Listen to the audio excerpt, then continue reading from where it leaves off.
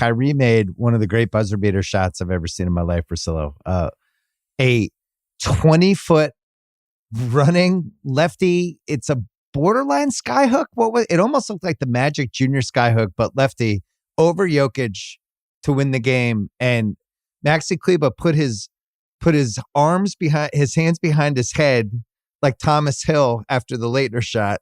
And Luka just sunk to the ground in disbelief because real basketball players are like, that shot's fucking impossible. Nobody should ever make that shot ever. That shot is so hard. Okay. To be going that direction where it's not even really just a straightforward floater, the angle that he's at, and then he throws it in lefty. It's just, it's part of the brilliance of Kyrie and just why when people talk about like the most skilled and that kind of stuff, like we know he's the best ball handler we've ever seen.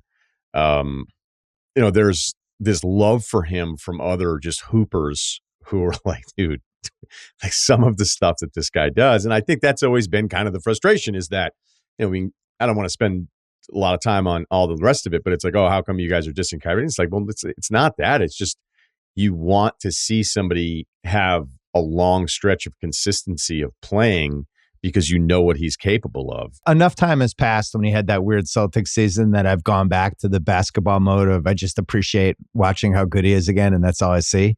And he's 25, 5-5 again. He's missed his usual 15 to 16 games. What was the stat they said? How many consecutive games that he played?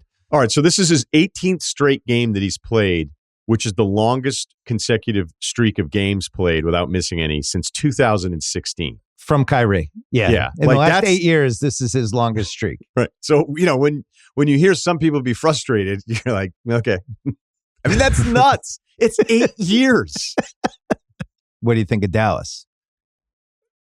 I'm going to be scared of Luka in a playoff series. Me too. Because we've already seen it, whether it's the Western Conference Finals run and taking out my guys in Phoenix, which is one of the most depressed podcasts I've probably ever done with you. That was dark. Those Clippers series were just incredible individual performances, like he and Kawhi going back and forth. Like that was all-time kind of play. Like that's the kind of stuff where I still think, I don't know if you share this with me, but it's largely an irrelevant series.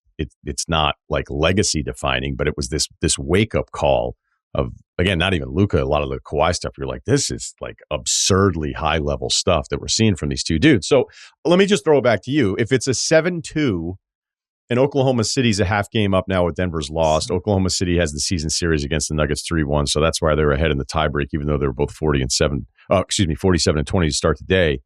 If Minnesota or OKC's in a 7-2 game series with Dallas, I think the best compliment I could give Mavs fans is like, I wish you had a better record against the better teams in general, because we go to those expanded standings, like they're still worse off than a lot of the teams that are in front of them. But for Luka and that, like I wouldn't rule it out, is I guess my point.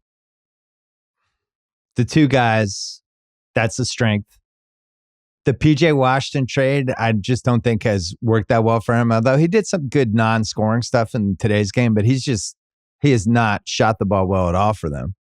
And meanwhile, Grant's been playing pretty well in Charlotte, which has been funny to watch. High leverage. I don't really trust. Hornets. Right. I don't really trust their swings, but I'm scared of the two guys. And if you separate the West and the halves and you just go 6, 7, 8, 9, 10, which right now is Sacramento 6, Dallas, Phoenix, Golden State, Lakers, watching what's happened to Phoenix in a couple of the games this past week, I think has been pretty alarming what the Celtics did to them on Thursday night. If I'm a Phoenix fan, I'm alarmed because I had my whole team. Today was worse. Today, just the Milwaukee puts up 140 on them without Giannis. That was really weird. And Durant had a very strange game. But if it's Sacramento, Dallas, Phoenix, Golden State, the Lakers, and I'm one of the top 3 seeds, and it's like, who don't I want to see out of those bottom 5? It's clearly Dallas. It's not Sacramento. It's not Phoenix. And it's not Golden State or the Lakers. Yeah, depending on the size matchup, that's where I think Sacramento would run into problems. I think Golden State would run into those problems. I mean, Golden State was great yesterday, but Anthony Davis played 12 minutes. I mean, that was a completely different Jackson game. Hayes was in crunch time. Yeah, I mean, Jackson Hayes just isn't the reason. There's a reason he was available for $1 million. Yeah. You know, I know he's going to have a couple dunks that are really nice, but like if you really locked into defensively what they were doing, and we already know the Lakers without Vando are just going to be challenged defensively to begin with, and AD's cleaning up all that stuff. I think the number was 4 points in the paint, and the 12 minutes AD was in. He leaves with the eye thing, doesn't come back, and then it was like 54 points in the paint. I mean, that was just a layup line for Golden State. So even though Golden State's put some things together, I've actually really liked how Clay's looked this month. It seems like they've really figured out the rotation. He's okay off the bench. Yeah, and I thought Draymond was excellent in that game yesterday. I liked how the Warriors look. I don't trust getting off to that start because the Lakers sag off of him so much. But I think you're right about the Dallas part of it, because Dallas with Luka has a better player than at this point. I mean, Luka's better than any single player, despite how we feel about KD, Booker, and Steph, and the collective of Sacramento. But they've got the best guy.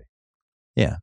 And you could feel it in that Denver game at some point when they're trading baskets, when it was close. It's, pretty nice to have Luka on your side and pretty nice to have Kyrie as the second option bailout thing. So, yeah, I don't think Dallas is going to win 3 straight rounds, but I would not be afraid of Sacramento at all.